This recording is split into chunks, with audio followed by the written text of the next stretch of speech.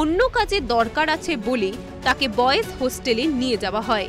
এমনকি বয়েজ হোস্টেলে নিয়ে যাওয়ার সময় কোনো ভিজিটর্স রেজিস্টারও তাকে দিয়ে সাইন করানো হয়নি।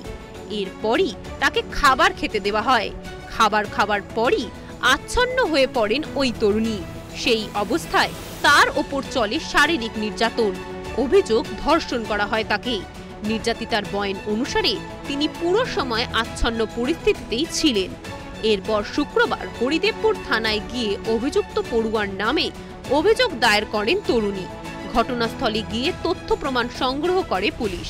তারপর গ্রেফতার করা হয় অভিযুক্তকে। জানা গেছে অভিযুক্ত ছাত্র ব্যাঙ্গালোরের বাসিন্দা। 2024 সালের জুন মাসে IIM কলকাতায় ভর্তি হয় সে। এই নিন্দনীয় ঘটনার তীব্র প্রতিবাদ করে মমতা সরকারকে কটাক্ষ করেন বিজেপি নেতা সুকান্ত মজুমদার। শুনুন কি বলেছেন তিনি। খারাপ ঘটনা এবং এক্ষেত্রে হোস্টেলের মধ্যে ঘটেছে বিষয়টি, এবং সেক্ষেত্রে আমাদের সরকারের তরফ থেকে অর্থাৎ কেন্দ্র সরকারের তরফ থেকে, কারণ ল অ্যান্ড অর্ডার আমাদের হাতে নেই, রাজ্য সরকারের হাতে ল অ্যান্ড অর্ডার আছে, আমরা বলেছি পুলিশকে উপযুক্ত ব্যবস্থা নিতে। যা ব্যবস্থা নেওয়ার পুলিশ নেবে। না, আমি ডাইরেক্টরের সাথে কথা বলছি, ডাইরেক্টরকে বলেছি রিপোর্ট তৈরি করে আমাকে দেওয়ার জন্য। অফিসিয়ালি পদ্ধতিতে এগোনো হবে। Law and order, it is a law and order matter. দেখুন, যে কোনো জায়গায় ল অ্যান্ড অর্ডারের উপর নির্ভর করে। আপনি তো একটা পাত্রের মধ্যে নতুন করে আলাদা জিনিস রাখতে পারবেন না।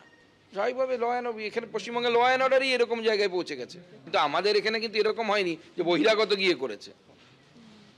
সেই ক্যাম্পাসের মধ্যে থাকে একজন করেছে, আমরা কাউকে বহিরাগতদেরকে অ্যালাউ করছি। এরপর শনিবার ধর্ষণের অভিযোগে অভিযুক্ত ছাত্রকে আলিপুর আদালতে হাজির করা হয়।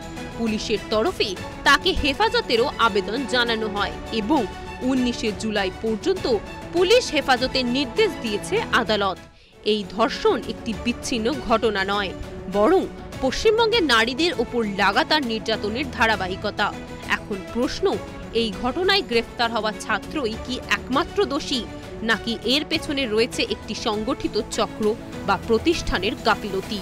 দেখতে থাকুন সুদর্শন বাংলা। জয় হিন্দ।